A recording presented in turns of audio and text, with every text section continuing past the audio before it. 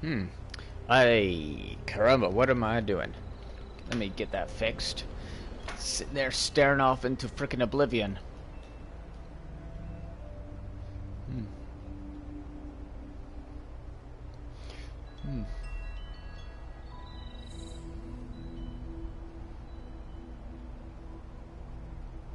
That'll do. Okay. Oh.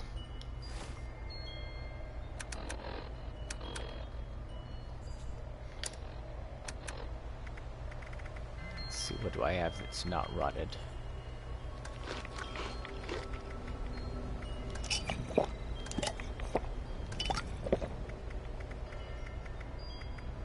I'm gonna get... there we go. Hello, guys. Welcome to my stream. Can everyone hear me well? Am I coming through clearly?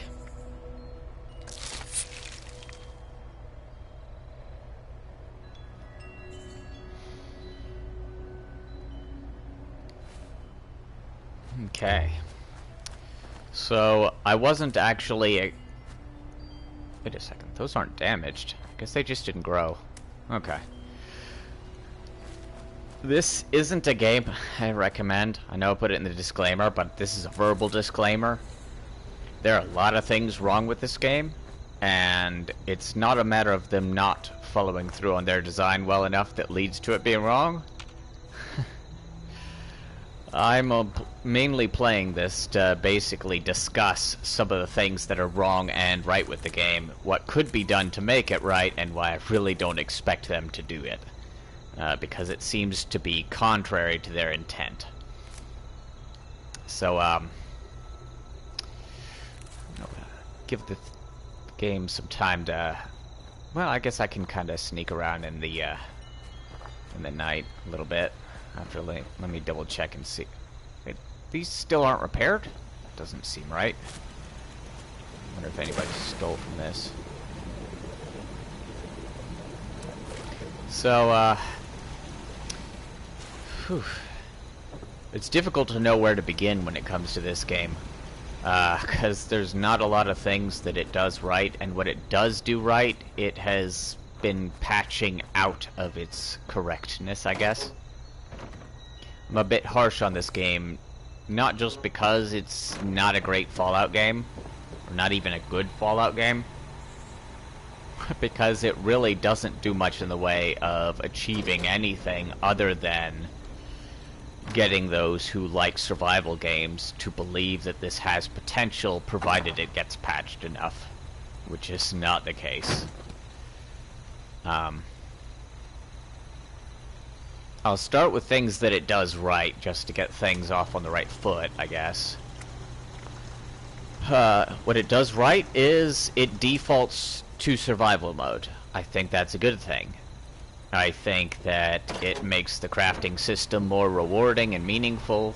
I think it's the only way they were going to have such a barren land be fun, is if the focus was survival. Either that or they'd have to make it like Rust or something. But nobody who plays Fallout wanted Rust in Fallout skin. Then again, nobody wanted this, really. So crafting, pretty well done in the game. Resources are slightly reduced in weight compared to Fallout 4. Fallout 4 was already a dramatic improvement on crafting over previous games. And generally speaking, for a game with building and crafting options, it was really up there, Fallout 4. This one keeps that going. The building options are pretty nice.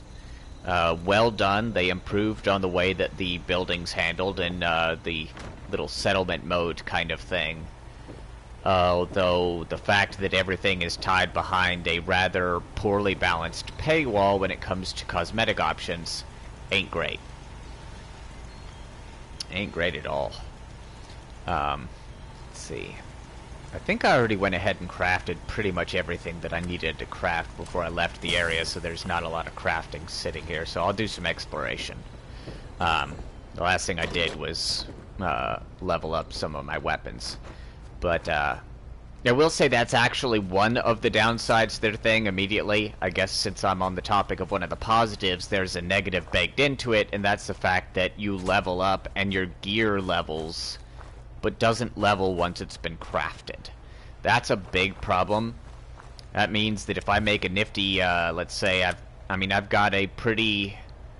apparently I already scrapped it because it got obsolete. I had a hunting rifle that was just... I slowly built up components for it over time, putting attachments on that I really liked. It was going well for a while, and then I leveled up, and all of a sudden, its damage compared to the level 5 and level 10 variants was atrocious. So I considered starting over on a level 10 variant, because you can't shift the mods off of a low-level weapon onto a high-level weapon. And it became clear to me that the amount of time I spent gathering the resources necessary to get the right attachments on it were going to make it obsolete by the time I got this new one up to tier, so I had enough to get this weapon instead to that variation. So I'm now using a pipe weapon when I would have preferred the hunting rifle, just because they disincentivize you committing to a weapon for too long. It's kind of sad. I can't upgrade it to get better damage output other than changing the receiver on it. And, oh,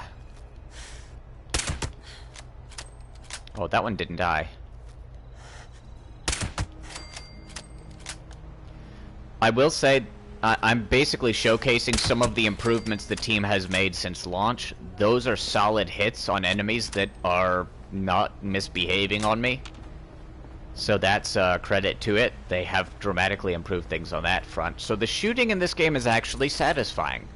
I will say that aside from the fact that VATS becomes a little bit too overpowered in this particular thing, where at close range you don't even really you don't want to try to aim, you just want to VATS and insta-shoot. And you can do so with a scoped weapon, and it nullifies the purpose of hip firing in the first place, because all of a sudden it's just tap your VATS button and pull the trigger, and you're just going to hit it. There's just almost no way around it. Which is necessary because there are some smaller enemies that move really blazingly fast, and so you can't hit them if you shoot where they are. And you don't know how much latency you're having in that individual moment, so you don't know how much to lead them on. And they're sometimes just teleporting anyway, so there's no leading whatsoever. They're just one place and then another. I hear an enemy around. Sounded like a radroach. The landscape in this game is good. More credit to it. The actual map is fantastic and massive. I just realized I'm down to one viewer. Who's remaining? Did I lose everyone? Well, that's odd. Maybe that previewer is me. What if everyone just disconnected? Oh, it's you. Okay. So,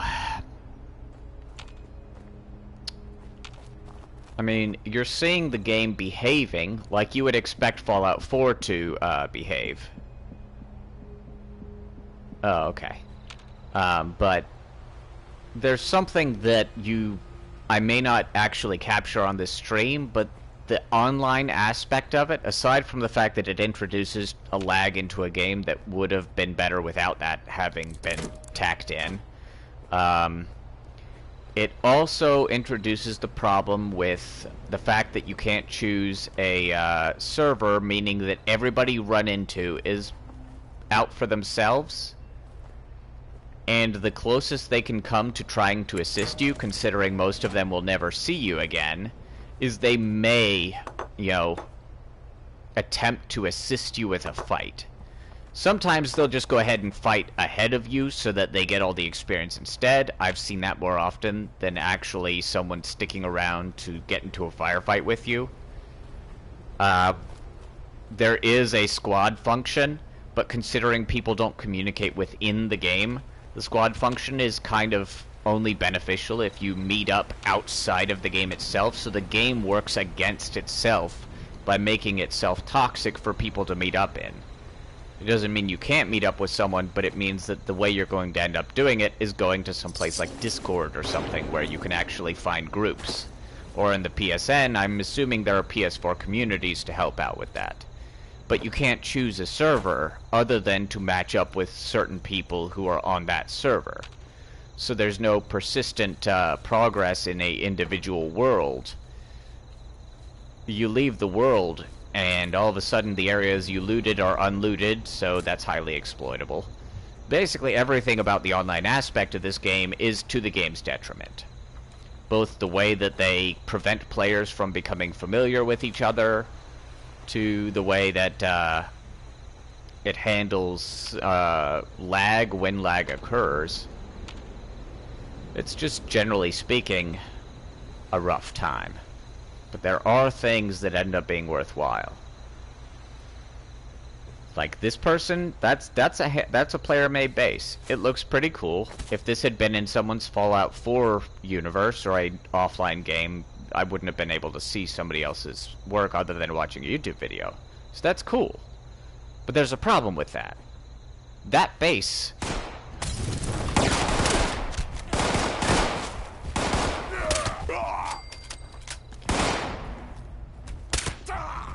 Oh gosh, I've never seen a skirmisher with a mask on. Yeah, my suppressed weapon isn't doing well against these guys. I'm also having an issue where to aim down sights again with the scoped weapon, with the this pipe rifle, it actually delays a bit for no reason.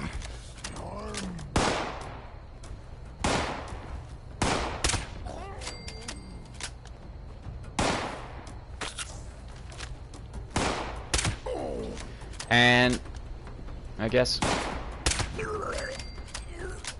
I mean, that was 4 super mutants, and they struggled to hit me. There was the surprise element where they got some hits on me, but the game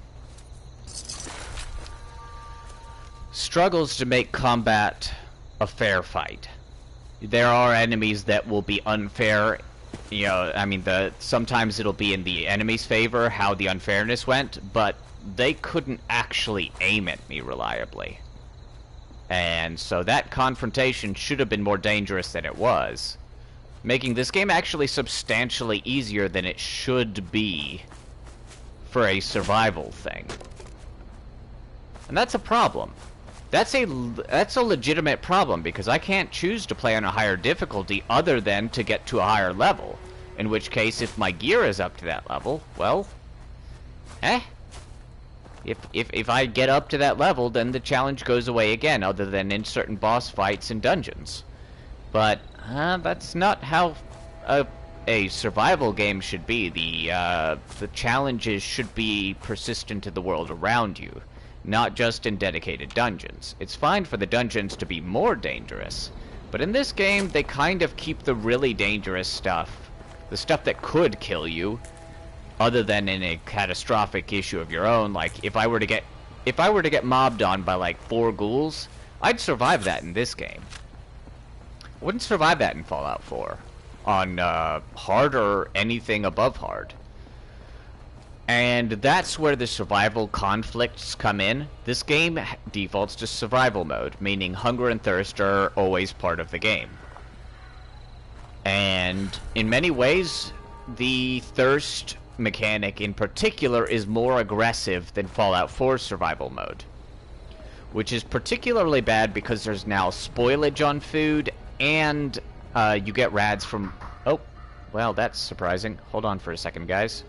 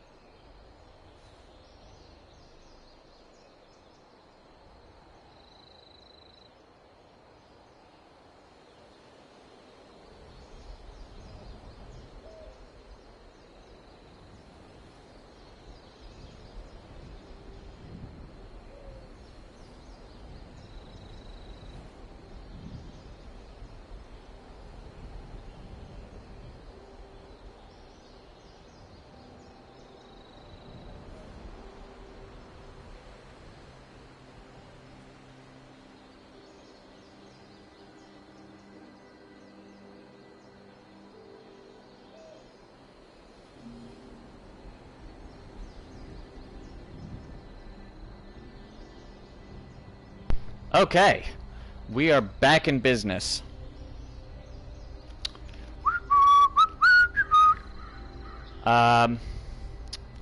Okay.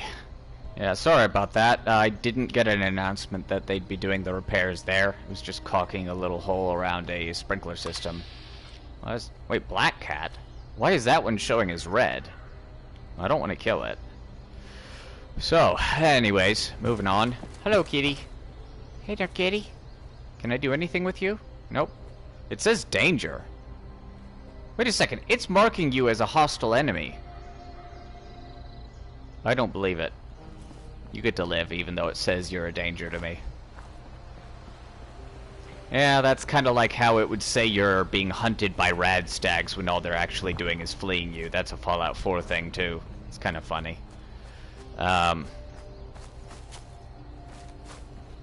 Anyways, so when it comes to all this stuff, it basically said everything about the way that they did online for this is against what anybody would have wanted for this game.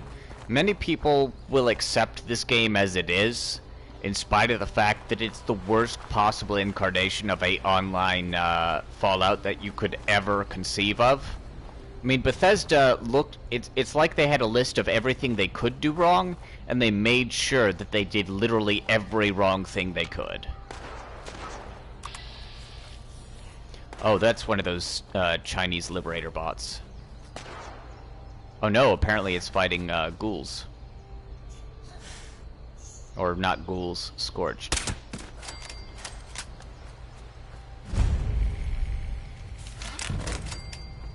So this is a new area I just uncovered. Huh. Apparently the liberator bots didn't drop anything when they were killed by the ghoul. Or scorched wanderer. Oh. No, it says I'm hidden, so that they must be shooting more liberator bots. For some reason, these scorched things can handle weapons, unlike the apparently there's a lore reason to that, but I'm not analyzing the story of this. The story is what it is. If they want to make a Fallout game a specific way, they can story-wise, but there's nothing right about the way they chose to go about designing the game.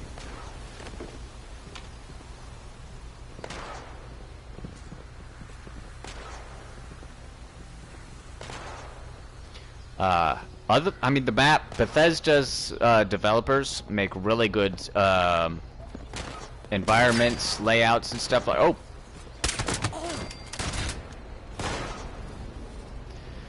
What they do terribly is almost everything else. They make good Fallout universes, they make terrible Fallout games compared to what their, the potential is always there.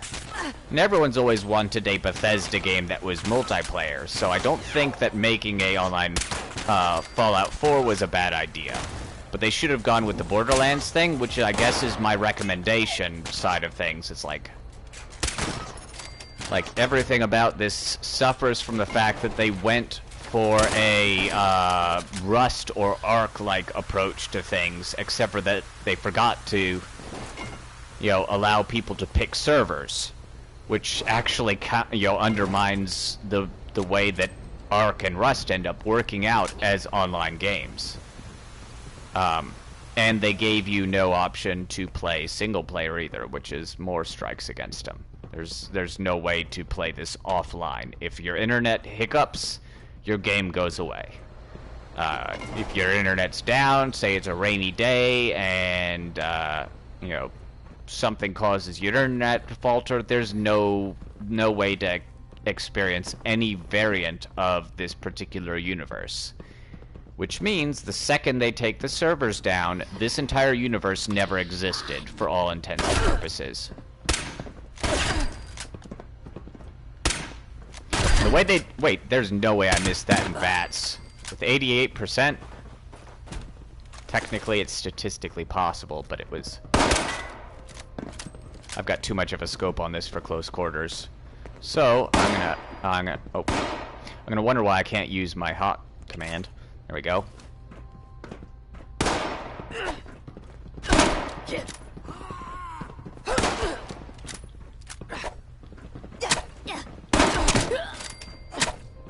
That took way too long.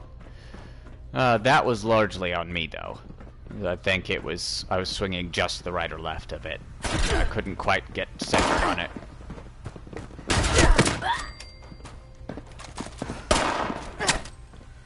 Oh, shoot. Oh, no.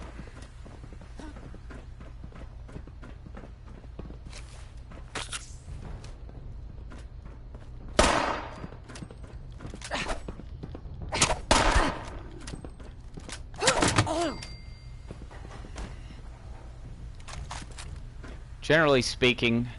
Oh, this is another thing. Notice that I'm overweight, over-encumbered, but it's not causing any persistent issue other than I can't sprint, which is fine, and I suffer a little bit of degrading stamina every time I move at all. But I move at full speed. I do this a lot in-game, where I end up with my inventory basically being filled up with a whole bunch of scrapping stuff you need, and I stay that way for hours in-game, ignoring the encumbrance system. Now this is important because the game has a less forgiving weight system than Fallout 4 survival mode. You have less carry weight and things, well, some things weigh less. Across the board, most things just end up weighing more. Weapons end up weighing more in proportion to what they do for you. And they degrade, so you can't just have that one weapon and that's your solution. Because it will break on you given enough time.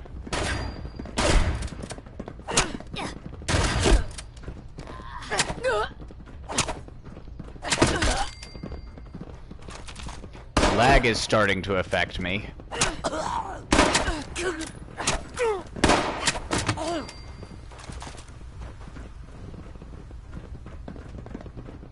So some of these enemies are evading moves that they wouldn't have otherwise.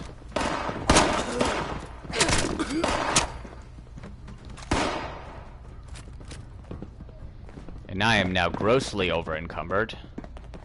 Oh, it's up above. And this one has a heavy weapon, so this could be a problem.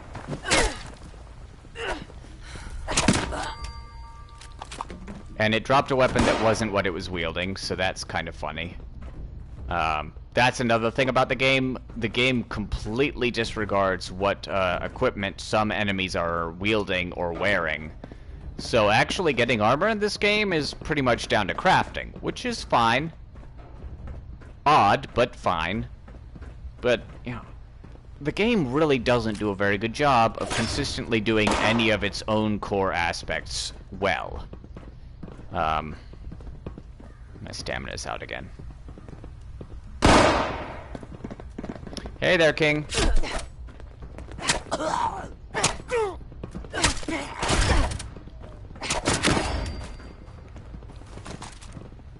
See, you saw what just happened there, by the way.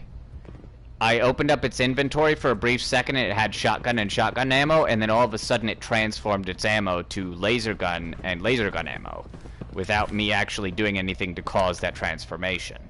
In the matter of a second, the game couldn't decide what that loot was gonna be. That's kind of sad.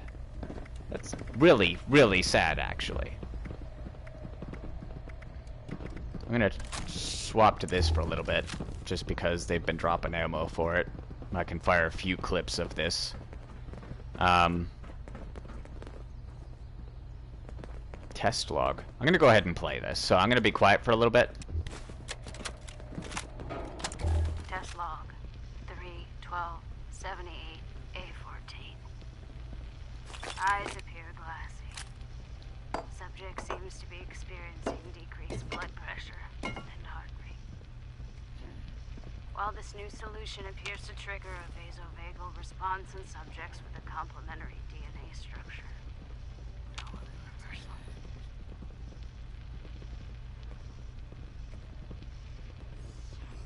Good! I don't know how much of the mutations we've seen are from radiation and what is from the compound we've been working on. I don't understand how Samson got clearance for aerosol testing before we even completed lab trials. Did we cause this? Skin disease. No worries, King. Mutation.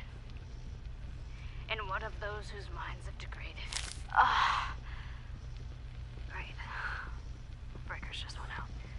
This winter's taking a toll on the lab. I guess I better get to fixing it before the plants freeze.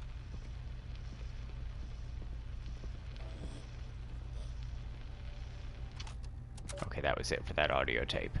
This is one thing that the game does quite well when it comes to world building, is they have a lot of audio logs. They recorded a lot of dialogue in the form of audio tapes as opposed to having you sit down on a screen, which is fine for a single-player game, but if they were that's one of the choices they made right when going multiplayer, is they made more of the lore audio-based.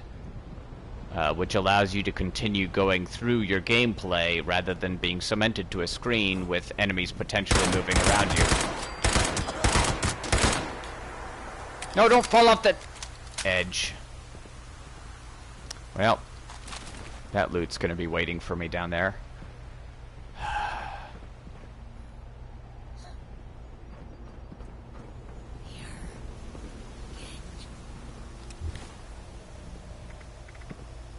Let's see. I got Molotovs. I'm going to go ahead and use some of those.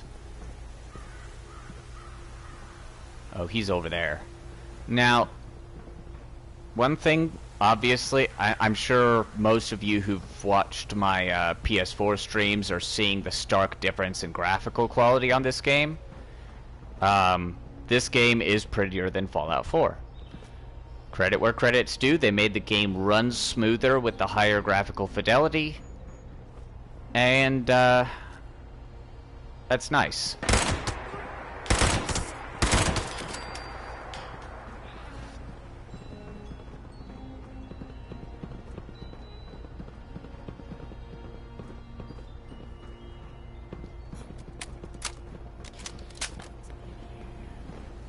But a lot of that is lost on the fact that even though the enemies may be moving with less like visual slowdown, frame rate kind of issues, sometimes that doesn't matter depending on how your connection to the individual server that you have been randomly put on with no options to dictate how they matchmake you. Yeah, you could have a bad connection because you can't choose your server in any way. There's no way to actually dictate that other than a matchmake with a friend, I think. But even that, I'm kind of sketchy.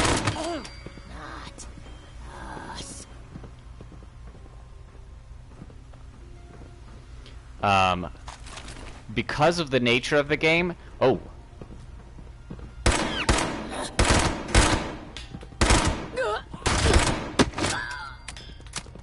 Because of the way the game plays out, being a sneaky build is actually more rewarding than other games, but it's also sometimes more necessary depending on where you are.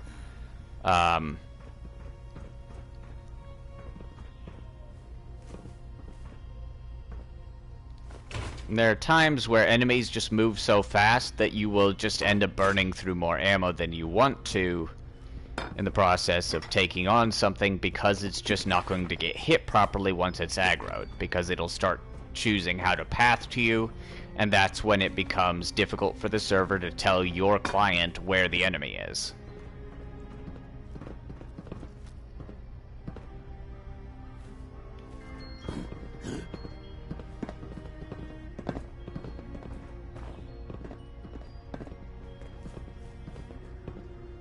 I think the enemy is either above or below me. Audio also improved in this game.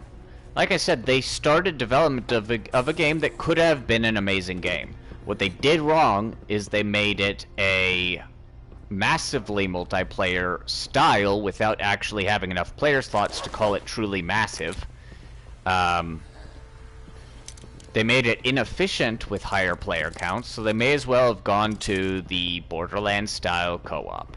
Which is, I guess, the big advice, to, you know, the big salvation option for them is to change this game from being a dedicated server thing with no choice on how you're going to end up matched up to becoming a small team cooperative game with localized save files so that you can actually play a single player instance and have your friends assist you with some aspects of it, or join in, swap between different clients, maybe like arc transference.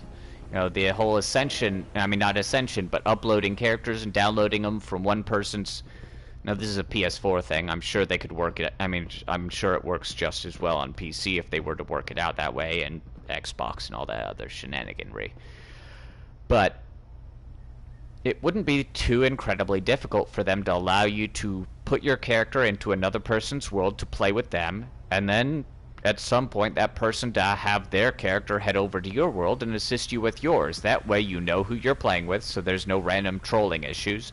You know that if you want to do dedicated PvP, you can be with friends who will be accommodating of that, as opposed to here, where it's really down to whether you want to be trolling that day or not.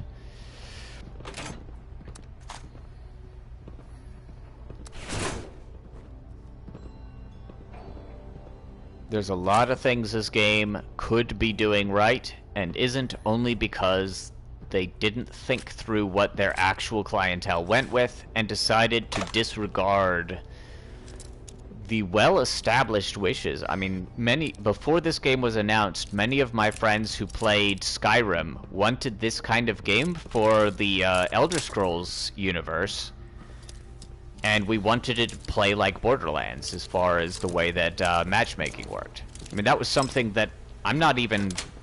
I didn't come up with this idea after the launch of, after the announcement of this game.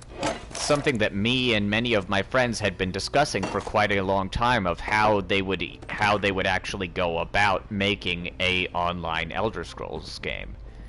That would apply to Fallout.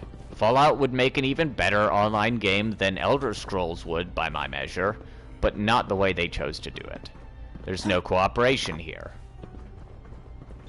There can be, within, you know, groups that you have to make friends with organically, but you can't make those organic friendships within the game the way the game plays out. People may assist you, but not in a way that makes bonds, because you can never guarantee you're going to be in the same server as them ever again. So it doesn't matter if they make an impression on you. They're NPCs that get randomized in between every instance, essentially. You can't develop a repertoire with an NPC. It's like if you had, here's a good analogy. It would be like if in Fallout 4, you started out and started doing the stuff that Codsworth wanted you to do. You ended up making some good decisions based on Codsworth's, you know, mentality, because you like Codsworth. You want his respect and his function within the game. And then the next time you log in, Codsworth has been swapped out with Strong. So now you have a big man-eating super mutant as your companion instead of Codsworth.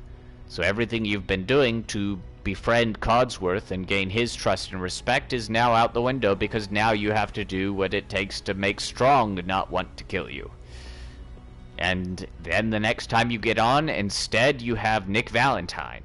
And then you get on the time after that and it's just dog meat.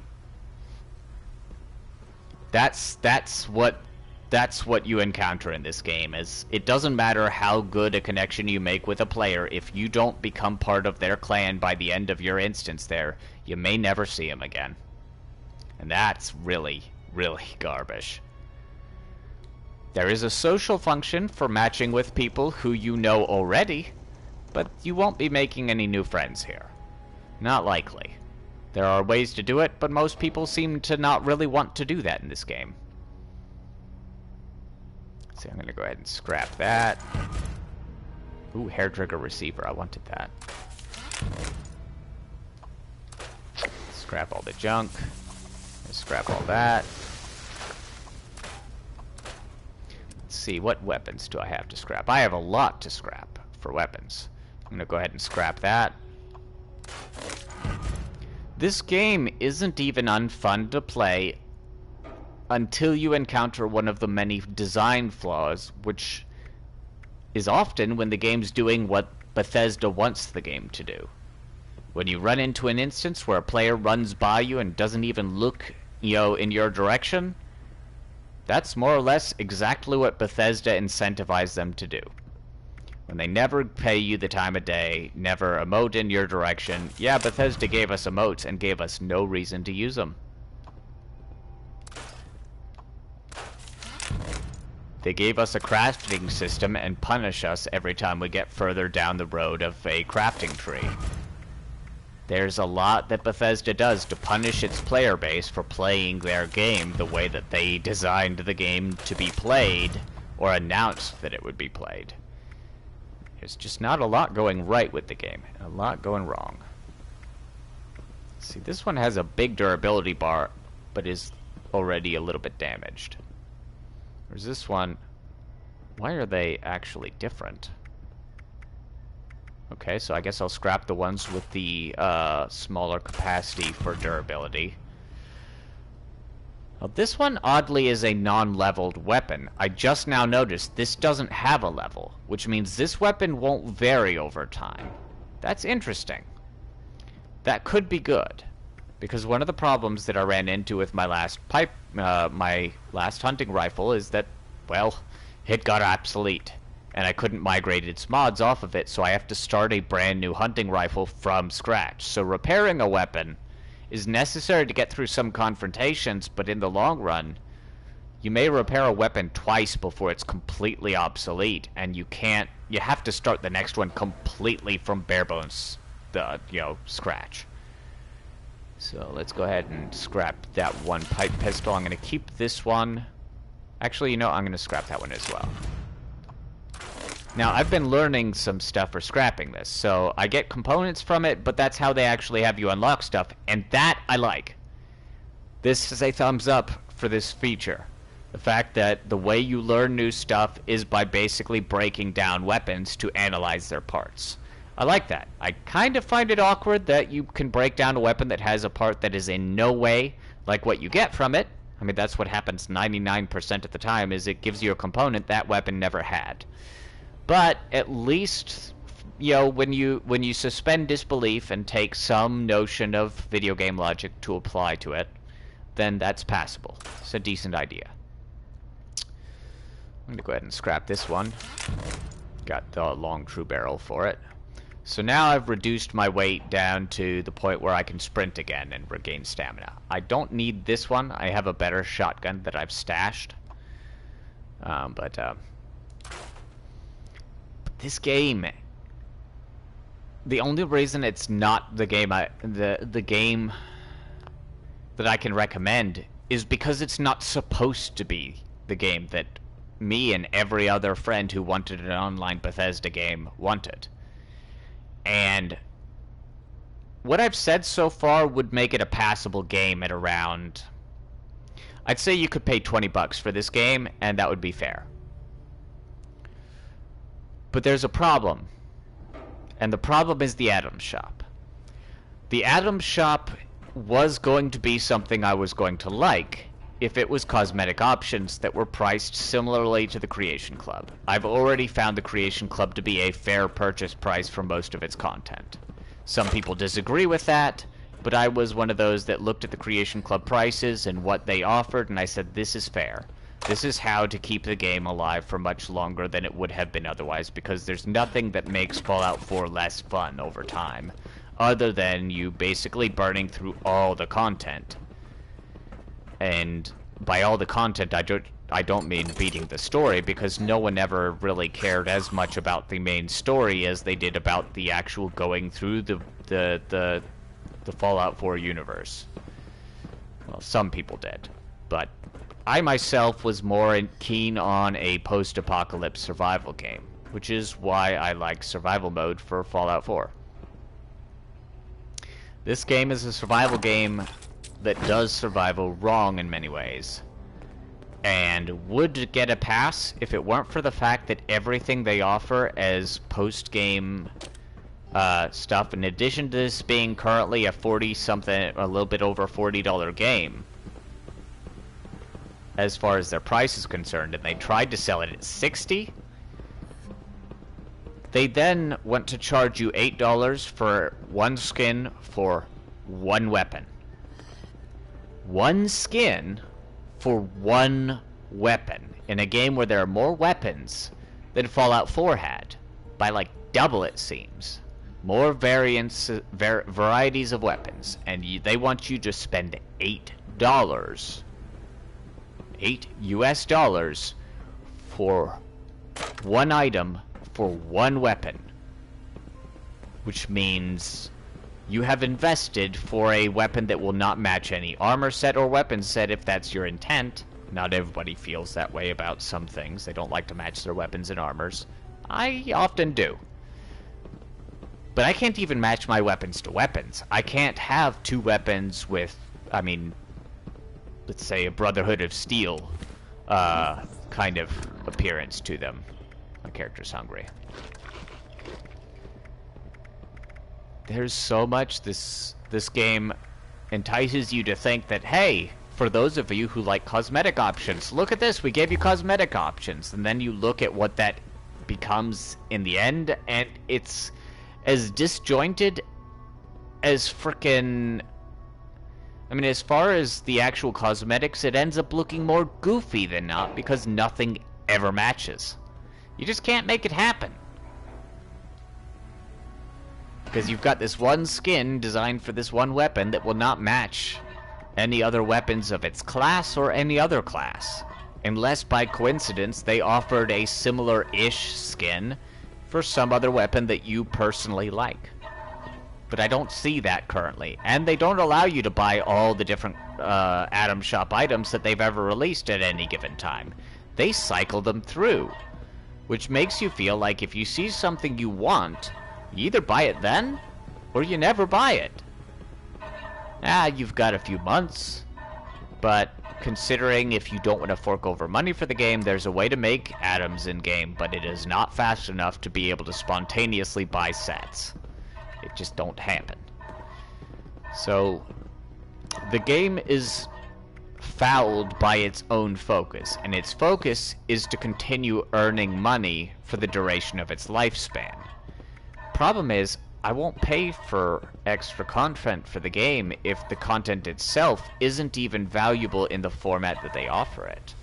That's a problem for them, because I'm one of the users that would fork over extra money for cosmetic options in a game.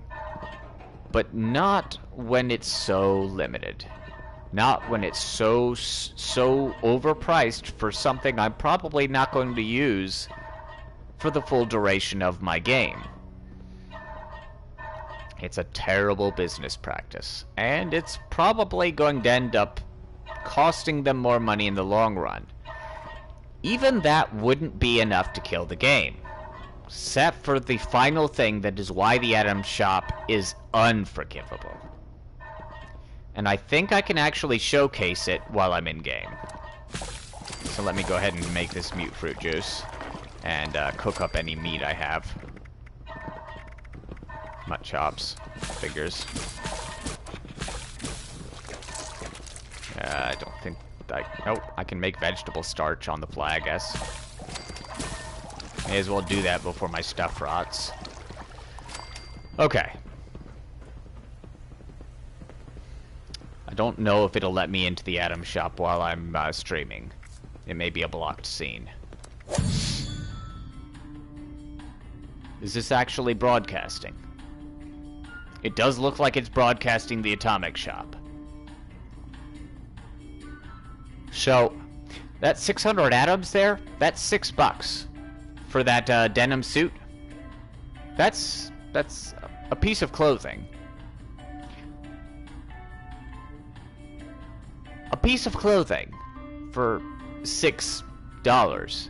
I can buy that outfit in real life for $6. I can do that. In my state, I could easily afford that entire getup for $6 real-life dollars. Only I'd have it. In this game, it's digital content. I'm okay with buying digital content, but not when you try to price it according to real-life Are you kidding me?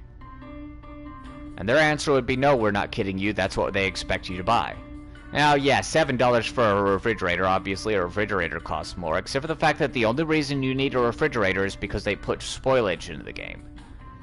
That's a problem that you can only keep food from spoiling by spending extra money in their atomic shop. That's bad. That's when you know that the company has created problems that they plan on making you pay to go away. And that's not the only case, because before that came out, they had this. This entire tab is a travesty. An abomination to video games. Repair kits. 50 cents to patch up one weapon once. Okay, 50 cents to patch up a weapon that will break several times throughout a boss hunt, from what I've been informed. I haven't had a boss hunt, so I haven't had a weapon break down that way. You can earn a version of a repair kit in the game. You can't craft a repair kit, though. You have to do certain events to do it. Many of those events will have you burning through repair kits. Now, I will not be using repair kits. I will rather instead just walk around encumbered with more weapons so that I have fallbacks. Scrap kits are just as egregious, allowing you to scrap stuff on the fly in order to reduce weight if you can't get to a bench. They have created problems in the game that should be gameplay features. If the problem is weight limits, then people should strategize ways within gameplay to solve it, not fork over cash to have the problem go away at your demand. You can't craft... It's not a blueprint for a repair kit. This is just a repair kit. A one-time use item that you pay 50 cents for, and then it's gone. And you have to pay 50 cents again in microtransactions in order to get more.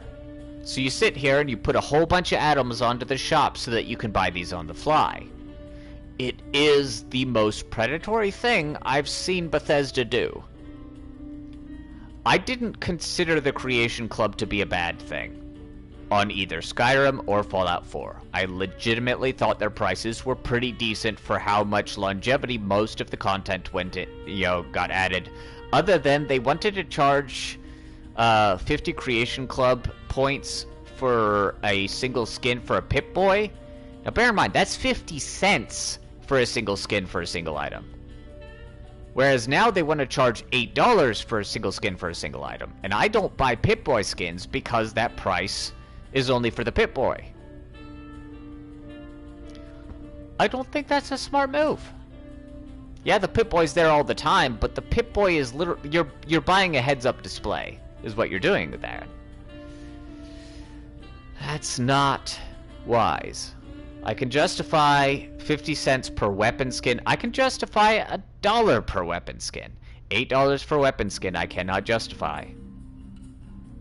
Not when it's one weapon. Now, if they were to basically say, hey, you can get a weapon pass, pay $10, and this particular weapon, every skin that ever comes out on the Atomic Shop for this weapon, you will get immediately. Okay. I would go for that.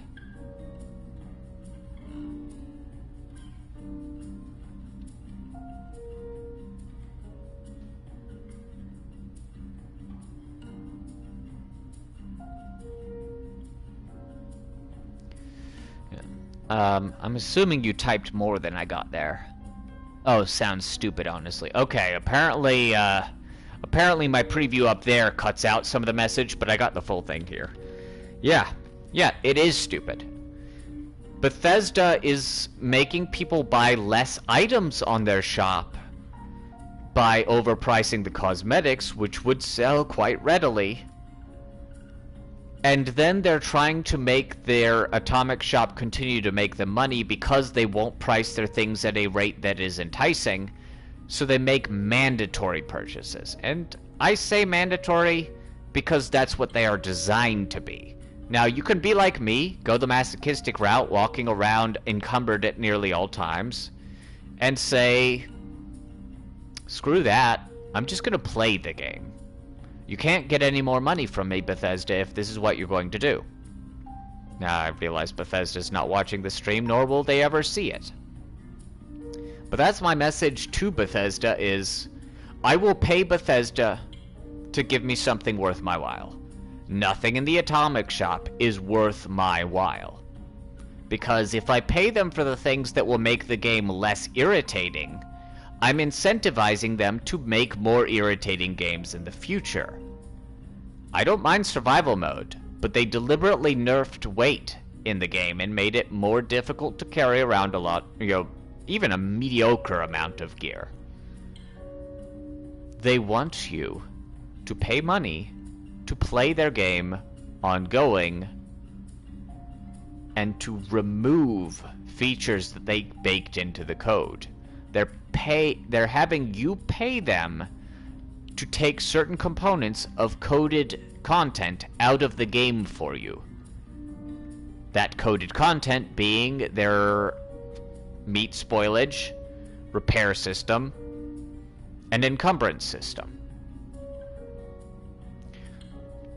No. That's my answer to Bethesda. No. No. All of no. I am earning atoms in-game. Very, very slowly.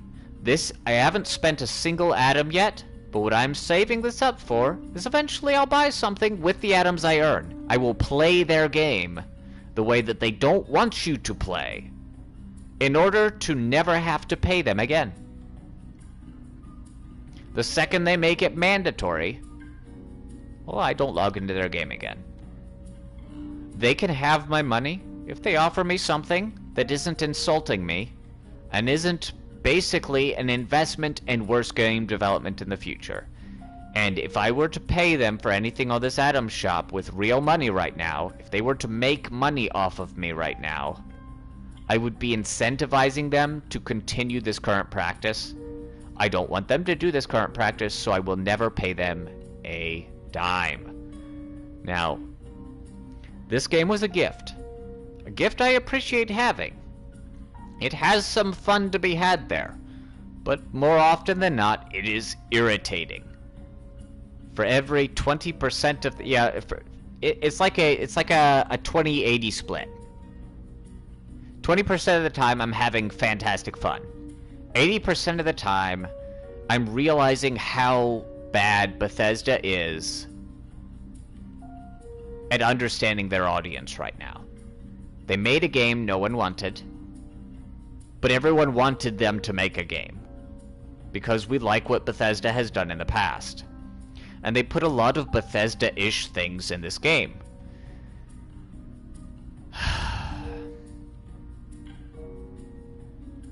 But they really did everything else wrong. World development, good job. They made a good world. They made actually exploring and using the world really bad.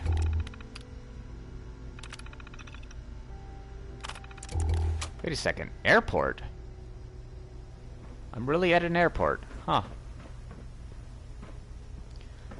So, I guess long story short for this... Oh, by the way, I don't know what just happened there. Did I just get experience for something? Oh, yeah, there are still bugs in the game that I think that they should have done away with before they went and put this live online, or else had a free beta period, as opposed to a paid beta period, in which case they didn't actually do anything with the data they got from the beta period. But they should have had this game basically be free access to Fallout 4 owners until launch, and it wouldn't have launched by today if they'd done that. It would not be ready for sale by today based on what's here. I get randomly damaged by people who are getting damaged by exploding cars across the map. You'll see it a few times, I can guarantee it. It happened about 6 times yesterday in my play session playing yesterday, and 2 times the day before that. So I can almost guarantee you at some point you'll see my character stumble over nothing and take around 3 points of damage and get knocked back. That's because somebody somewhere in this world detonated a car on themselves, and it caused people around them to get damage from it. I mean, not even around them, people on other corners of the map. So, do I think this game is fun to play? It has the potential to be. But that's not going to get better, it's going to get worse unless they flip their entire design philosophy. That's how I feel about it. I do not think that this game is designed to get better. I think that they're going to make the value decrease the longer they continue making decisions the way they have for it. So do I think that you should wait on this game and get it when it's better? No. Do I think you should get it now while it's good? No, because when it goes away, you can't revert to a previous patch that was less predatory. I'm playing the game now because it was a gift. Because me playing the game has made a friend who likes the game happy. I just completely fumbled that one. I would feel guilty if anybody who watched this stream decided to buy the game because of what they see here. I know that's a terrible thing to say, but that's how I feel about this game. I would feel personally responsible in a bad way if somebody actually went through with purchasing this game based on what they saw me do here. If this somehow enticed somebody to buy the game, that would be a net bad for me. Let's see.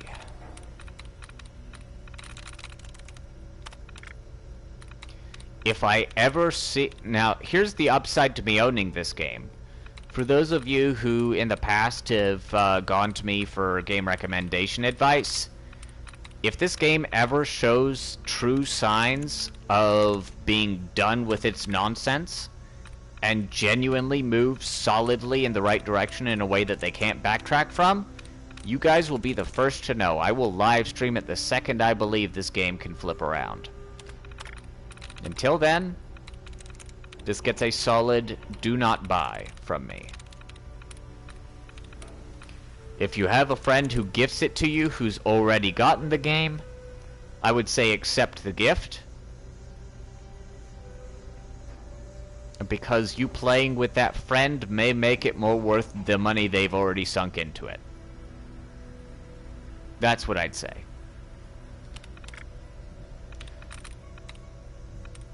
But if you're trying to buy it for yourself, don't.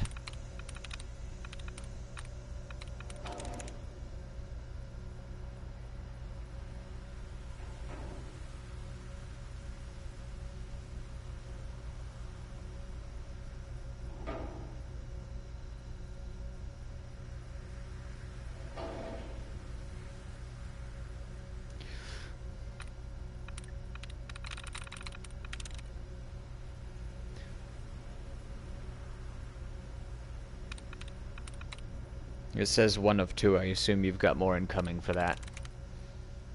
I'll refrain from commenting until you finish that.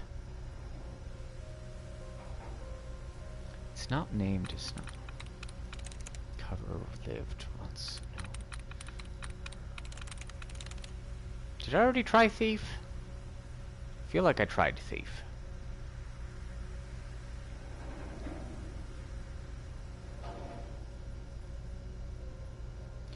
No, I wouldn't have a full-on meltdown because, to be honest, if you bought this game, you have the right to do so. I don't advise it, but I also don't prohibit it. It gets my full advice against, but generally speaking, whoever complains to a streamer about the streamer playing a game that the streamer enjoys and the viewer doesn't, that's bad. That's bad for the viewer, not the streamer. The streamer did nothing wrong there. Me personally, I think that people take some of my recommendations for games pretty seriously. And so if I play a game on stream, I make sure to give good, insight into the game so that people can make an informed decision. No. Yeah, right. Refund for a game that the streamer... Yeah. You didn't pay the streamer in the first place. Well, that's just general, young entitlement. So what you're talking about there, that's just people being entitled. Streamers do not owe their viewers money for them having played a game on stream and the viewer not enjoying the game in the aftermath. You can't even really gripe about that. I mean, you can, but you look the fool for trying. Something I'm missing. Lived has one letter right, and so does cover. But E isn't that letter. No, E isn't that letter. There's no variant where E is that letter. So it's two different letters. Unless it's V. Is there something that has V in the middle? Vents. Lived and cover both have V in the middle. It's possible that it's two different letters that is the correct letter. So could be L-I or L-I-D-C-O or R. But there can't be any crossover. Hey there, Higgs! Oh, I forgot to DM you that I was going live. Sorry about that. I wondered why you didn't show up, and then I realized that I never actually told you. I'm sorry. It's not named. It can't be, because that would be two letters in common. Man, I'm struggling with this one. It can't be codes, because that would make three letters right, but there's only one likeness. No, it can't be suits. Spears, SP. Can't be spear.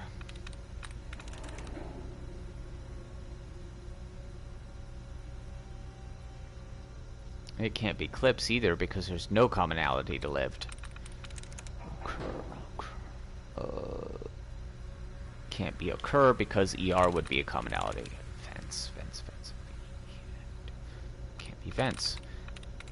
Usually I'm much faster with these, but my brain is not working the way it should. That can't be it either. So that has no commonality other than the... Oh. It is thief. It was the same letter commonality.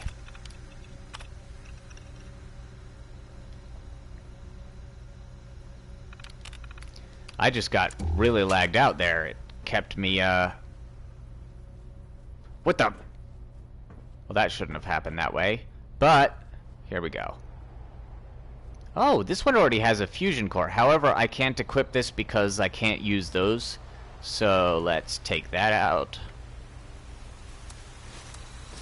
And now I've got a base armor. Which I can now... I enter this in order to claim it. This one actually had a power... fusion cell in it. So this one's fine. And now I'm in it. Now there is a possibility that when I get out of this, it'll have a bug because power armor is bugged. But okay, I didn't lose my power armor, and I can move. Thank God. Okay. Okay, so yeah, that's a persistent problem. Bethesda is. That's one of the things they are doing right, is they've started communicating with people about their progress on getting power armor working properly. Yes, it took them a while to get there, but at least they're being upfront about their difficulties now, so credit where credit's due. Now I'm going to go ahead and collect this. Oh, I can't do that. Oh, wait, yeah, I can.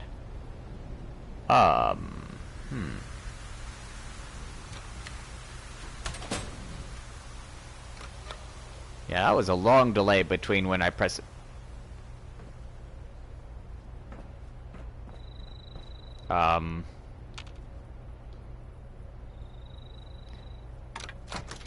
There we go.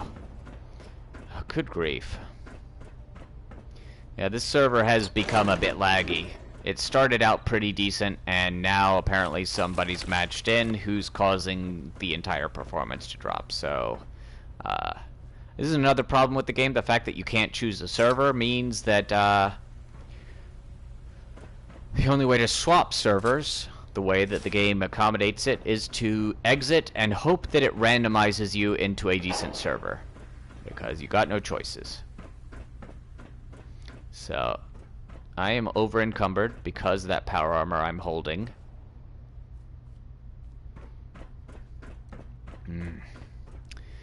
So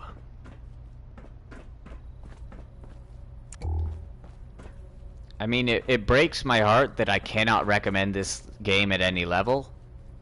And in no universe would I have purchased this game in its current state knowing what I know. I didn't purchase this game though, so like I said, the only real recommendation I can give is if a friend who owns and plays this game wants you to play that with them and are willing to assist you with that, or else you just really don't want them to have lost as much as they have already lost by purchasing it, and you have the kind of access to do that for the sake of the friend, that can be a judgment call on your part, and I'd consider that to be a kindness, but that's not a game recommendation. Technically, you can play frickin' Barbie horse riding simulator to help out a friend, and I think that's a kindness if they've somehow forked that over and aren't just basically trolling you by asking you to join them in it. I don't know. But this game is not deserving of further monetization. Not until they actually showcase that they're not going to be more predatory with future updates, because the latest update added more to the predation.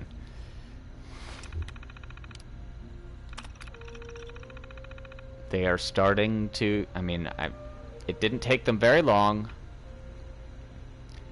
to begin forcing you to pay to make game mechanics that they put in disappear. I'm not even going to bother with that terminal.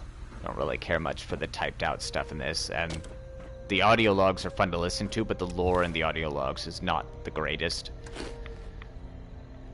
But, I mean, that's fine.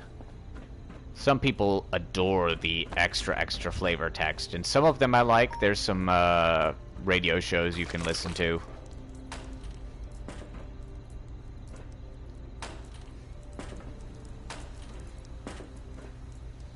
But, it's my sincere hope that they eventually realize what they're doing wrong, or if they already realize what they're doing wrong, that they realize they can't get away with it. It's also my sincere hope that gamers don't allow them to get away with it. But as long as people are buying the game to give it a shot, and that being their mentality behind it, they're giving them money, they're not earning it, and they're giving me more reasons, you know, just from the past 2 updates to kind of say, okay, don't trust them, period.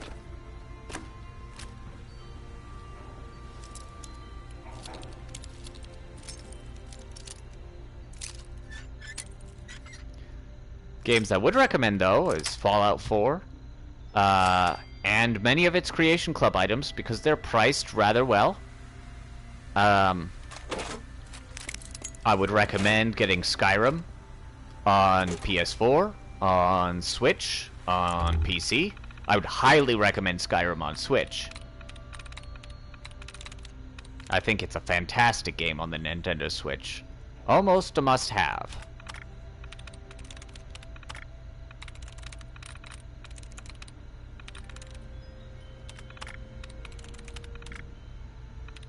Let's see, let's try Soul. 1 likeness, 2 likenesses. Let's continue removing duds.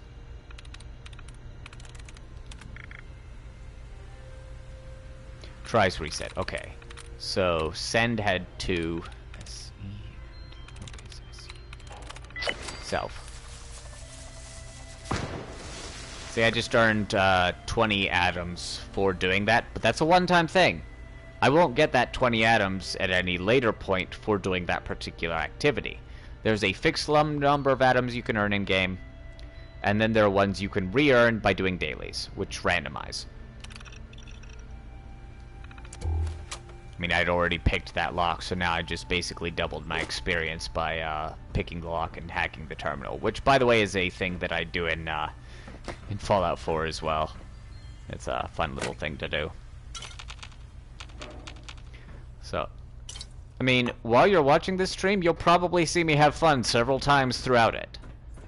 It can be done. It happens occasionally in any Bethesda game. But the game works against itself every time it does something right. It's in a swath of things it's doing wrong. In this game in particular. Well, I'm gonna have to ditch this area not too far from now. I think I've basically over-gathered from the area. I've got lots of scrap.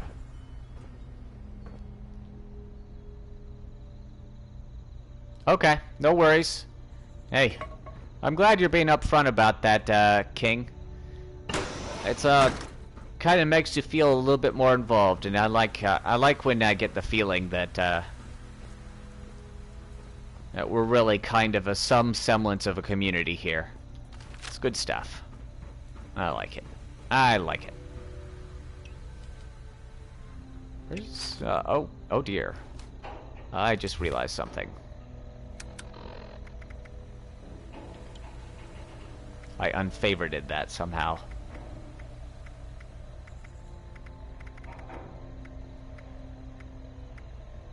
I don't have syringes for the syringer yet, but I really want to actually start making some.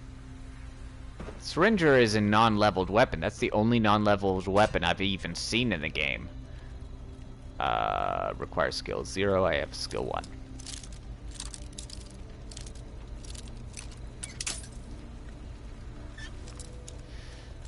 Okay, so that's going to be about right there. Yeah! Power core! I see you over there, power core. Oh, and we've got a whole bunch of workstations around. I will take that. Yoink.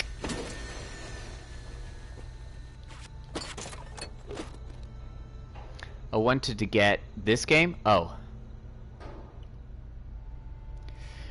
I would say, I mean, you're seeing me playing the game, and I mean, this stream doesn't look too far different from when I'm doing non-quest or non-interaction-based stuff in Fallout 4.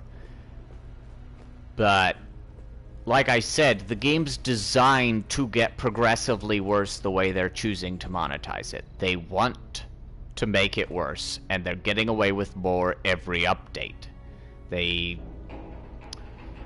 I would say in its current state, if they were to delete the Atom Shop, remove it completely from the game, and make this a local host game, you know, where, like Borderlands style co-op, or allow you to actually rent servers. If all they did was just basically allow people to rent their own servers, I'd say buy the game. If there's hit detection issues, oh well. You can rent your own server, maybe boost your server's performance a little bit beyond Bethesda's default, get a small community going, have it password protected and whitelisted and all that stuff so you know who's joining, and you'd have an amazing game to play. But in order to do that, they either have to adjust the prices for the Atom Shop and get rid of all of the pay-to-remove game mechanic things they call convenience. But they put the inconvenience into the game deliberately by game design, so having you pay for convenience when the design is inconvenient, not fair. Not good. At all. Let's go ahead and scrap this. And that. Oh, I got the heavy variant of that. Let's see. I learned a syringe barrel.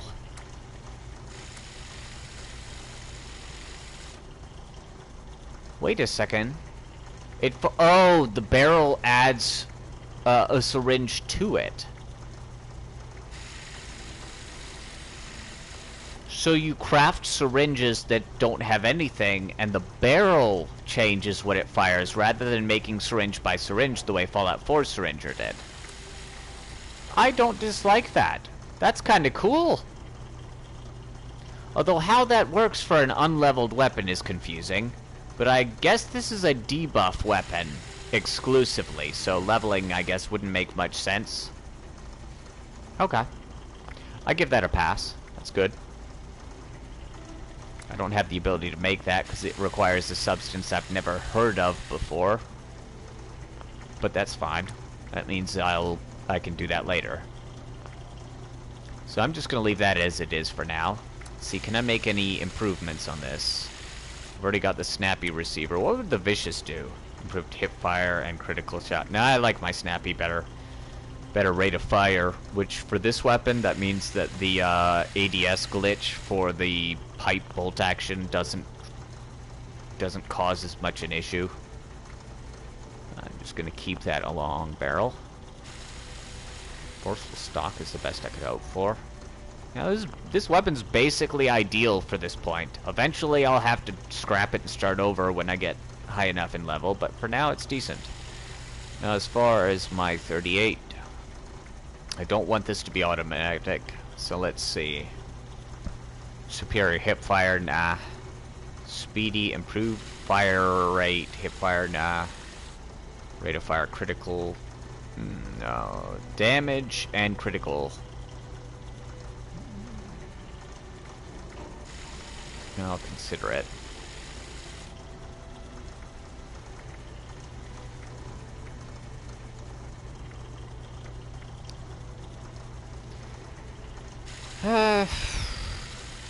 It's a pity I don't have a damage and fire rate one. Yeah, I think I'm just gonna scrap it. Never mind. I'm not gonna actually upgrade this thing. I'm gonna scrap it. Maybe learn what I'm looking for from it. I got a calibrated receiver. Oh, that just improves critical. That's not what I was looking for, but that's fine. Can't do anything with that. So, basically, I've reduced a lot of my carry. So I'm good here. And I'm still overweight when it comes to scrap, so I'm going to scrap all my junk to turn it into components, which always weigh less than the parts that the things that they're coming from.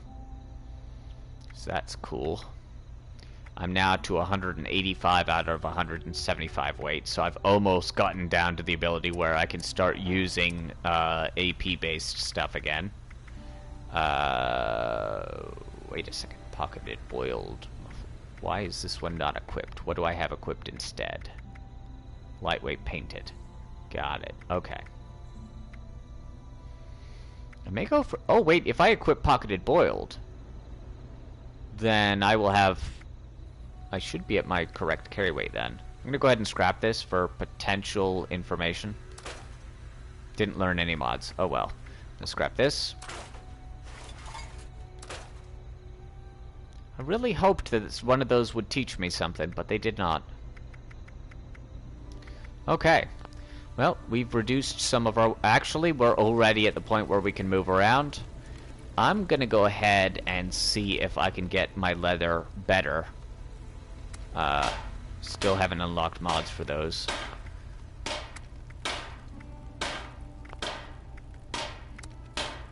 I'm gonna stick with muffled. That served me pretty well so far.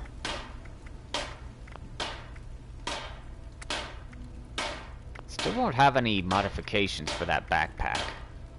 The backpack really doesn't change much.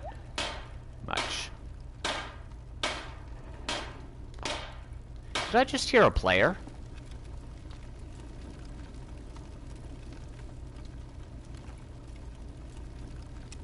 I think I did.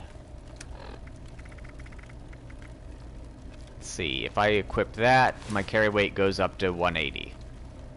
Okay, let's do that. I'll have far less defense, but honestly, oh well.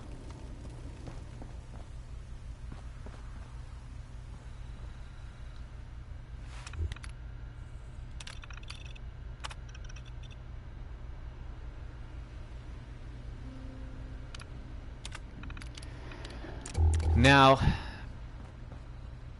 I will probably continue playing this game, but after today's stream of this game, I will probably not stream this game, except when updates drop that potentially improve or reduce the actual quality of what, the things that I'm basically If you have the game, may as well play it. Just don't get tempted into the Atom Shop. That's my recommendation. Again, it's advice. You don't have to act on it. You can decide that you want to go ahead and allow them to profit from their current decisions. You may not even disagree with their decisions, but I fundamentally disagree with everything about them. I already have the game, so I'm going to play it, and as soon as it gets better, you guys will be the first to know. And the moment it becomes so irredeemably worse that I would say don't even bother letting Bethesda exist as a company by monetizing them in any way, if they reach that point, yeah, I won't hesitate to say it. But it would take them a lot to get to the point where I could say their company needs to go away. I'm not likely to hand that out very often. Companies can come under new management and change their core philosophies. But that's what they'd have to do to redeem Bethesda right now, is change the underlying mentality of their current development direction. They have to stop focusing on ways to make more money from people who have already paid for their games by any means possible. It's fine to want more money for a game that has such longevity as games like Fallout 4, and for that, a Creation Club approach is good. I'll say good, not even acceptable, it's good. But this, the Atom Shop, is a case example on how not to treat your player base. I think I've pretty much exhausted everything in this area. Oh. Didn't offer me a lot other than some junk to scrap, so I learned some new crafting options for my stuff, so that's nice. Lore-wise, it was mediocre. Moving on. Let's get out my suppressed sniper.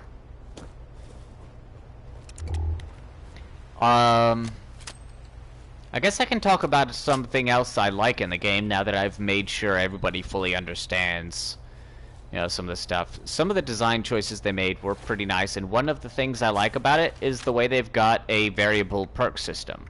This would be terrible for a single-player Fallout game, but would be amazing for a co-op one because you can adjust your player on the fly to suit certain play styles, and there's no restriction on that. It has the appearance of being a little exploitable, but when it gets down to it, it's a pretty good way to go about things, I think. And the fact that you get an extra perk for every point you put into a stat is pretty cool. It's much better than Fallout 4's thing where it's like, after your initial thing, it's terrifying to invest in core stats instead of perks after a while because the perks end up being that important. But now you get the perks along with your stats. So that's nice. Although there are several perks that they've made too valuable because of the challenges they put in. Like, I can't justify a combat-centric strength stat right now because currently the only way to carry even a mediocre amount of scrap is by having the pack rat perk.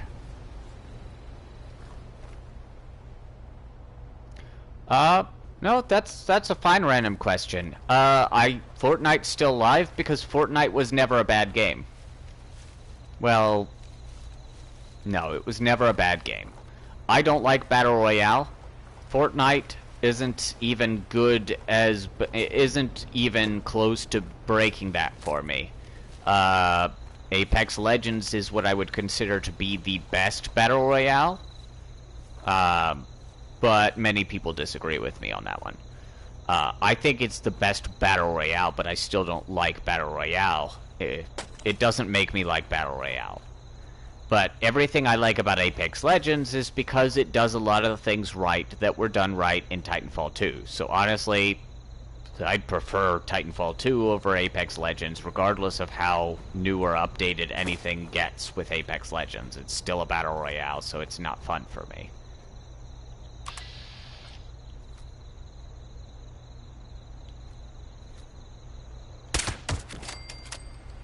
That was an arm shot. I should have aimed better.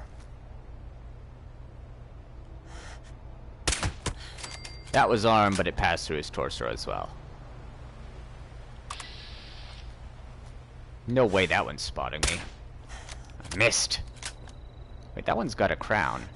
Better loot from that one. Oh, that did not damage him much. He's outside of optimal range for this thing. The suppressor's cutting back on my range.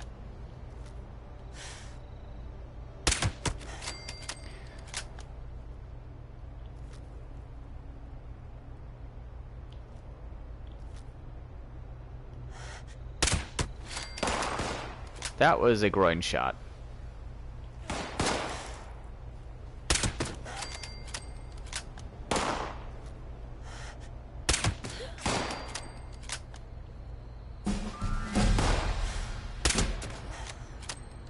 Wait, please tell me that killed him.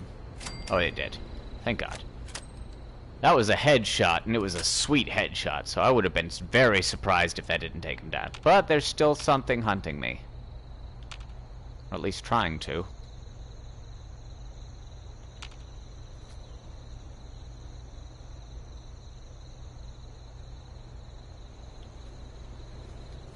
I'm gonna go ahead and, now y'all get to see how level up works in the game. Let's see. I could get my rifleman maxed up. Or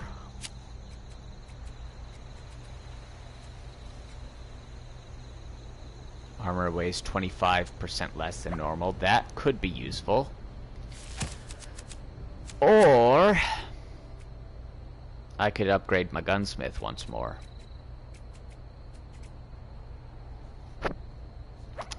That could be useful too. There are lots of good perks unlocking now. Now, I believe what I've already got my licensed plumber perk maxed out. When you get duplicates of something, you can combine them into a higher tier perk card. Yeah, I'm gonna go gunsmith. And then it'll offer to combine them. I will accept that. And now I can actually choose to take that nice 6 intelligence points I have. And I've got a 3 intelligence perk up there that helps me keep pipe weapons going longer. I'm going to go ahead and stack gunsmith on it. I still have an extra point, but I don't have any 1 point intelligence cards, so that locks me down there. But that's fine. So I really like the way their perk system worked. It's brilliantly done. I think that that's one of the things they did best as far as, you know, game-changing adjustments that were made, things that fundamentally changed the way that the game works over Fallout 4. I think that was one of the best major changes they made.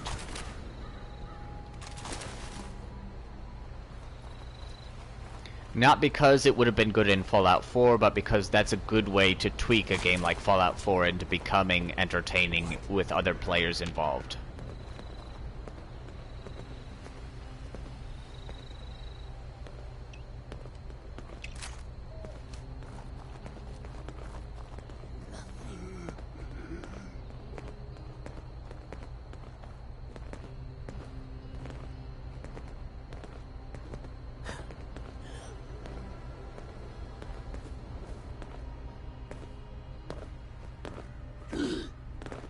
Shoot.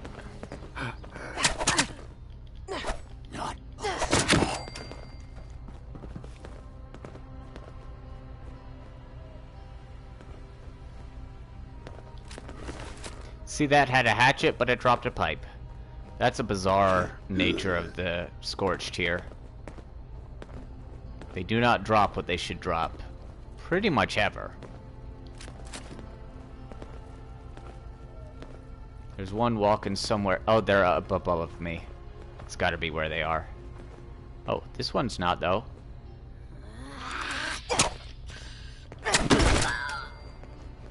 That was bad. I was hoping to get a backstab on him. Did not work.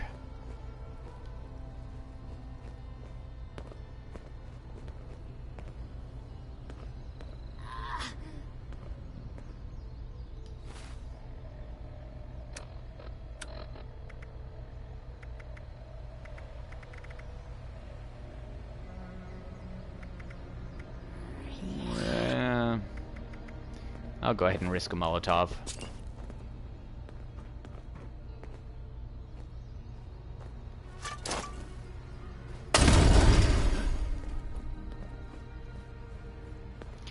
Now, that's just a flavor option, but there's an advantage to using some of those things, is they will give you more of them, but you can't carry all that much in this game, so sometimes it's just wise to go a little overkill. It's one of the ways that they inadvertently give you an option to have a little bit more fun than you would, because they do make those things pretty common.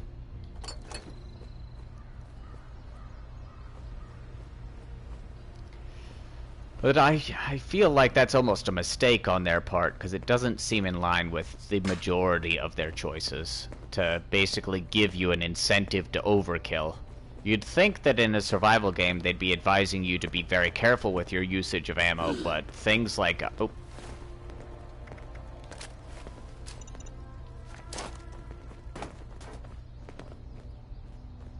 I'm just gonna leave that there for a bit. He may wander over it. May not. I'm gonna allow it to detect me a little bit. We'll see if it ends up paying off. While it's roaming around, I'm just gonna loot some raw materials. Now, I actually picked up that landmine from here, so technically it's a good way to put it to immediate use.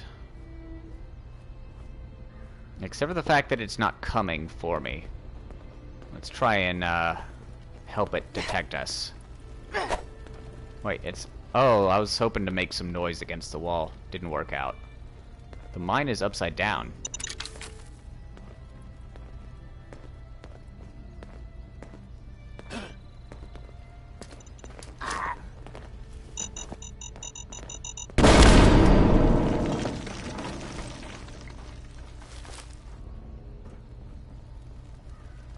That was fun.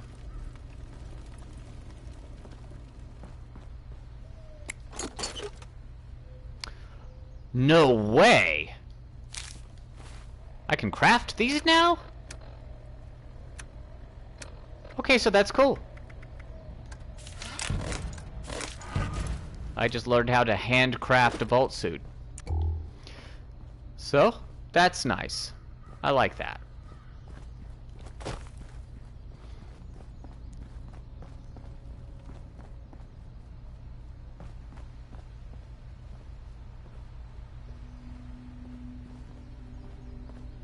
See any other fun things lying around, and I'm planning for a patio table. Well, that's interesting.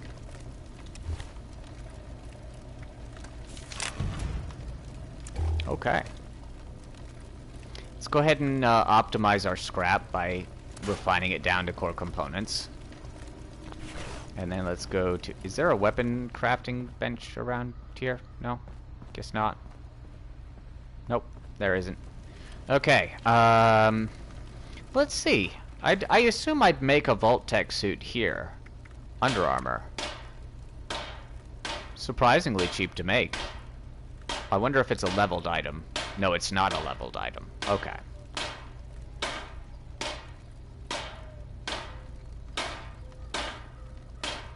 Well, I mean, I've got the components. It'll give me some experience. I wonder if I can learn some attachments for it by scrapping that one I just made. I need to find out if that's how this is going to work out, because I don't know how you'll get Vault-Tec suits aside from that. Wait a second, it doesn't have a list of possible mods on it. Oh, no, that's not... wait, no, it would display it. It would show mods unlocked. There's no visible ones here. So, that's not worth scrapping. Okay, so let's go ahead and scrap this. Didn't learn anything. Oh well. This was nice to have, but I can craft this now, so let's go ahead and scrap it. And I learned stabilized for it. Not bad.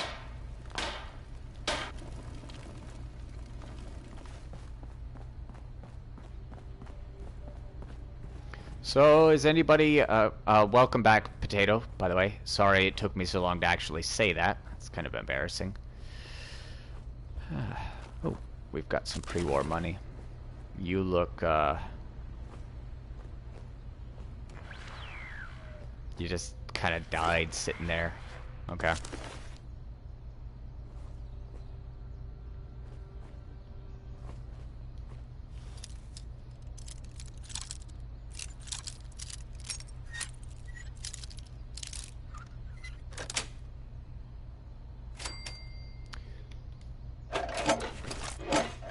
So, well, what have I stumbled upon, though?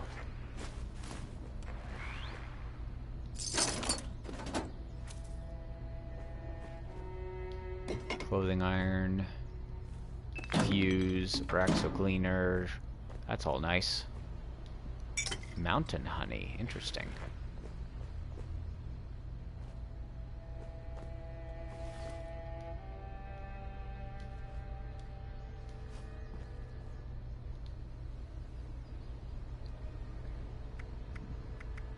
What would it take? Wood, water, corn, razor grain. Interesting.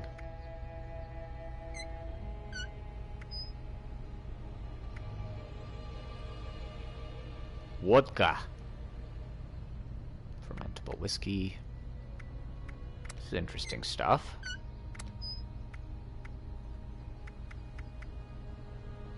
Well, I'm currently in Kentucky. So, as a tribute to my home sweet home here, I'm gonna come back here sometime later and brew me some whiskey. A Kentucky favorite. That was weird. It forced me back in after I left.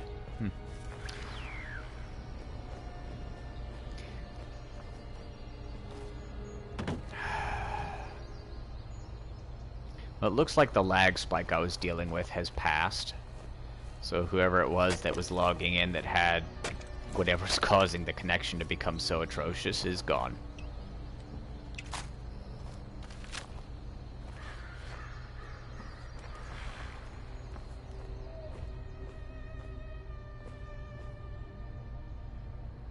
Character's thirsty. I should probably... Yeah, I'm not encumbered, so I'm gonna go ahead and fast travel back to my camp. You know what? It's not even that far away. I'm just gonna walk there. No, it's not fast travel. Let's just have some fun.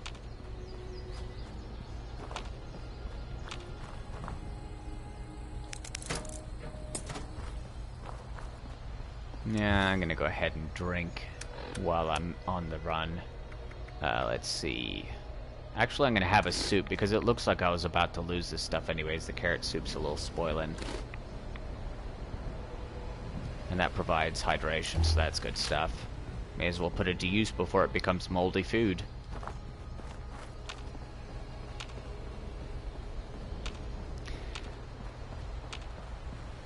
I mean, it's obvious. There's a lot of things I want to like about this game. A lot of things I enjoy in the moment, but they're all so fragile because of the design that the developers are moving in the direction of. The game isn't ideal as it is. Far from it. I've established how many things it does catastrophically wrong. They'd have to move in the right direction, and they're not. There, that was the thing. I just took damage to nothing.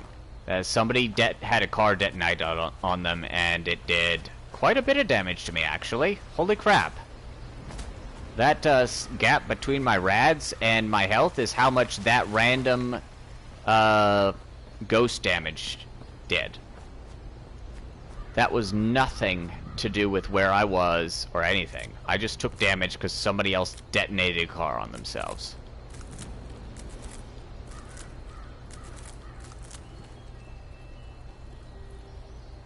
Okay. Rest well.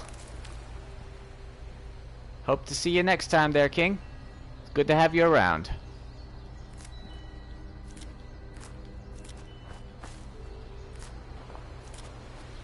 Let's go ahead and harvest this stuff up. Oh, crap. Frickin'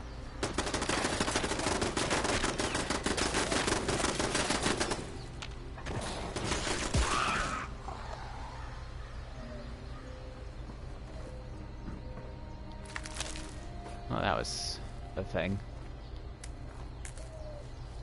So with all this stuff, I should be able to get a bit more adhesive. Although, I'm a little bit light on potatoes. Let's go ahead and plant more potatoes.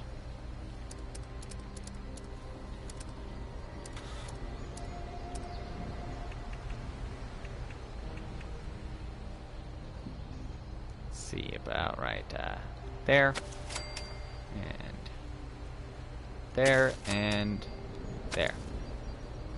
That should be good. Let's see, what else? Guess I can put some more of this stuff around.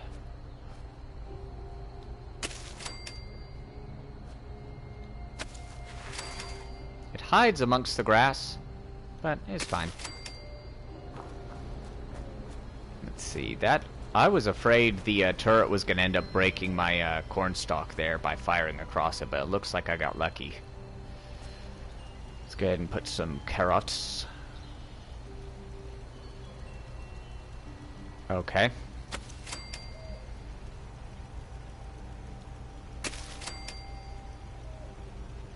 Oh, that was all the carrots I had. So now we gotta wait for the next potato harvest to make some more of that vegetable oil stuff that acts as an adhesive.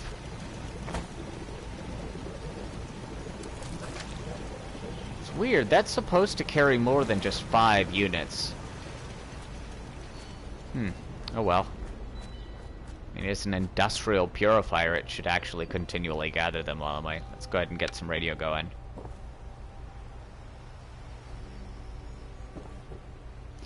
Why is this not repairable? This is bizarre.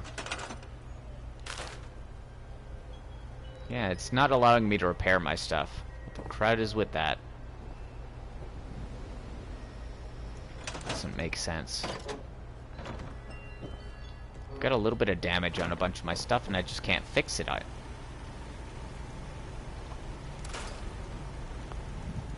Let's go ahead and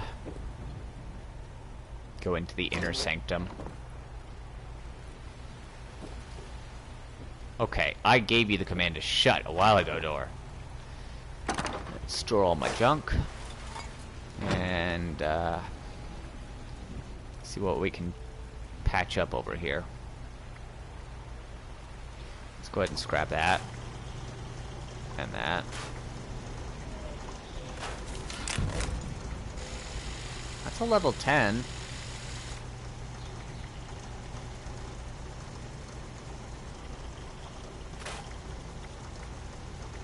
Hesitant to start working on a hunting rifle again, just because I'm gonna have to scrap it all after a bit.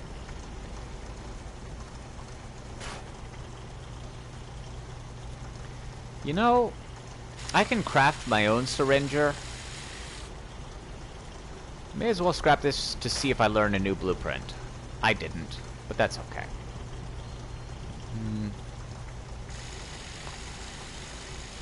See, did I have any weapons that I left in my stash? I did, but... Wait, no, that's not my stash. That's my stash. So that's the one that I had to replace. It's level 5, and so now it's inferior to the level 10 variant. Hope your turn. Did everyone else leave? Am I down to... Oh, shoot. I got no viewers. Well. Shoot. Unless someone's invisible.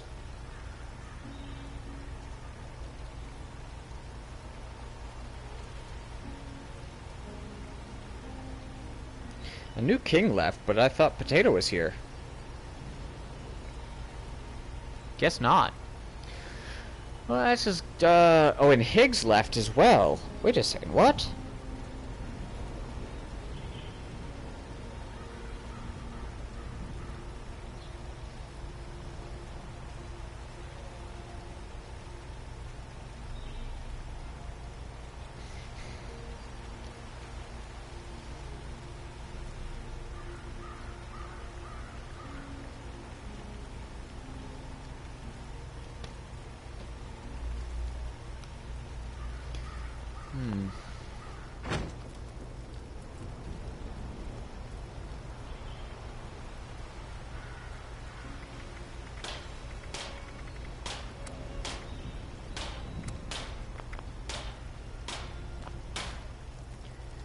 Let's try something out.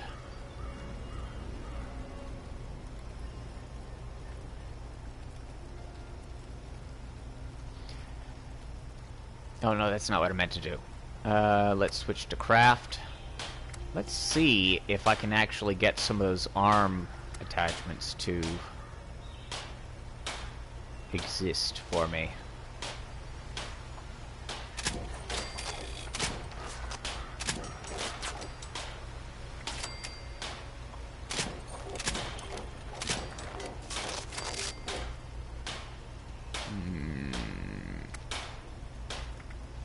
Okay, so let's go ahead and scrap it. Ah, I learned a mod. About time. That's the first time I've learned a modification for the leather arm. And a whole bunch. Just nothing. That's fine. I don't need a duplicate of this. Yeah. Wait a second. I'm gonna try farming these for some more attachments. I want to get the pocketed for my arms.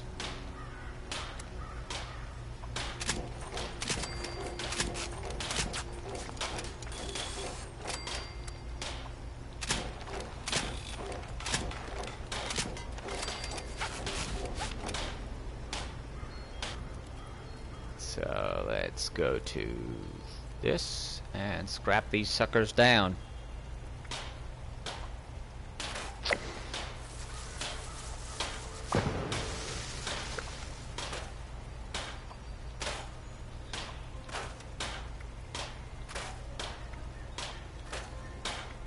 It seems like my odds of unlocking things for these are really low. Got braced. I mean, that's a thing. Braced, what does that do? Reduce additional melee while blocking. I mean, not exactly what I was going for. So, let's continue farming since I have an excess of resources in this area.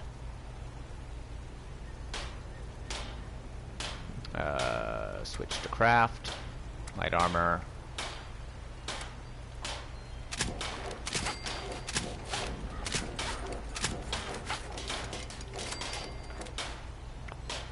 Let's try just 5 of each type of leather component.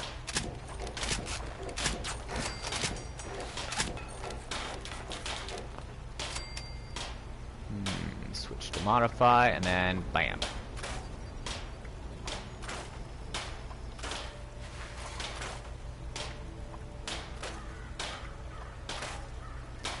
These are really bad odds.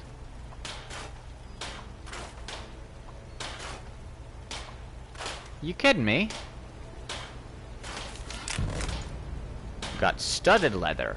That applies to all leather. That's nice, actually. Okay, so let's see. It does make it a bit heavier, but that's a decent increase, although that reduces the condition. Why?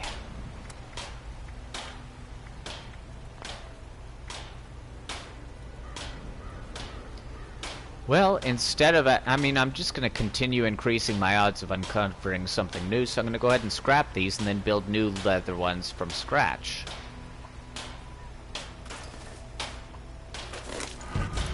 Hey, there we go. We got something as a reward for that.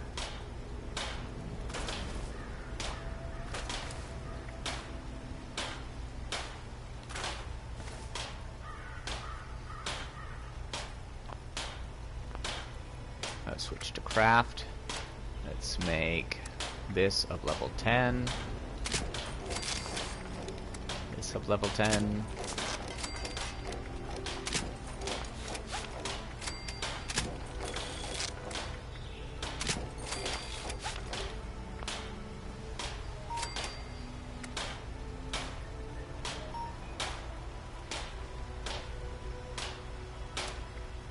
Oh dear, I just realized Apparently studded only applies to the arms.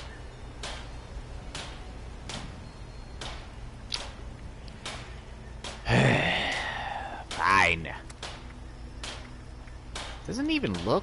Wait a second, it doesn't look studded. Did they seriously like... What? What? It's a misnomer.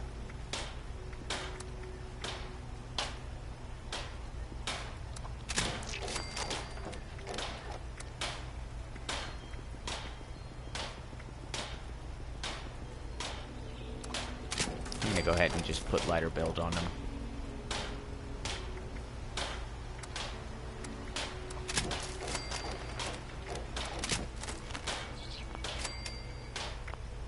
So now I've got some better defense there.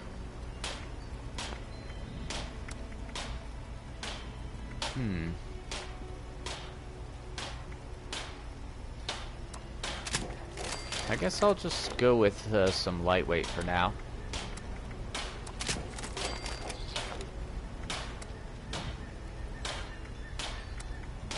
Except for this one, which will be pocketed. And I'm not going to upgrade these until I unlock the studded for the other ones. Just to kind of make the full set studded.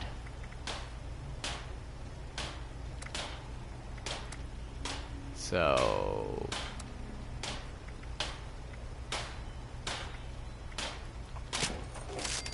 Oh, I'm down to my last bits of leather. I'm gonna have to go hunting again. Well, that's not bad. I could use some hunting.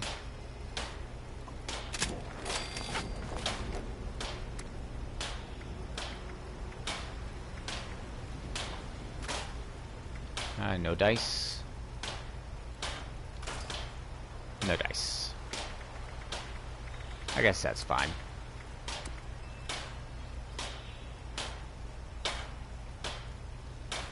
You know, may as well.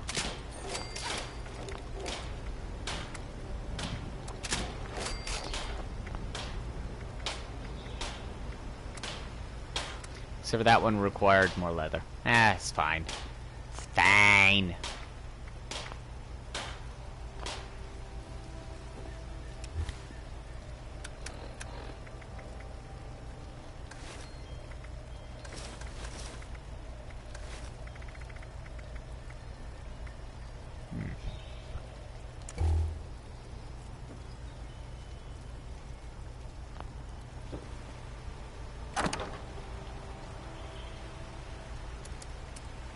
See, let's stash that.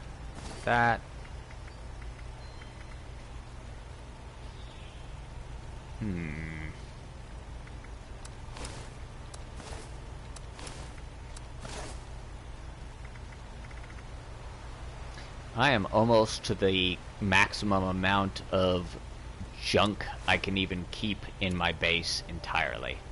That's kind of sad.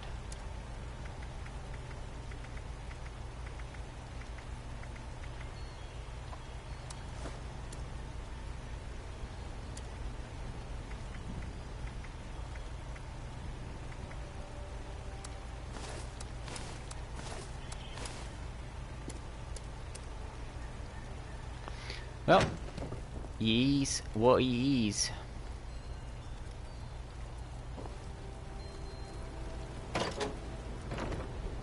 Let's go hunt some deer. How am I doing on ammo for this? Oh, plenty good.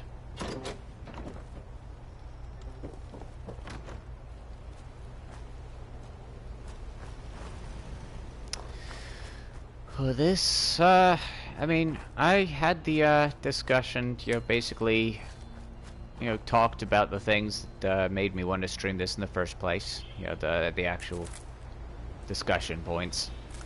So I think with no viewers, it was a good time to pull out.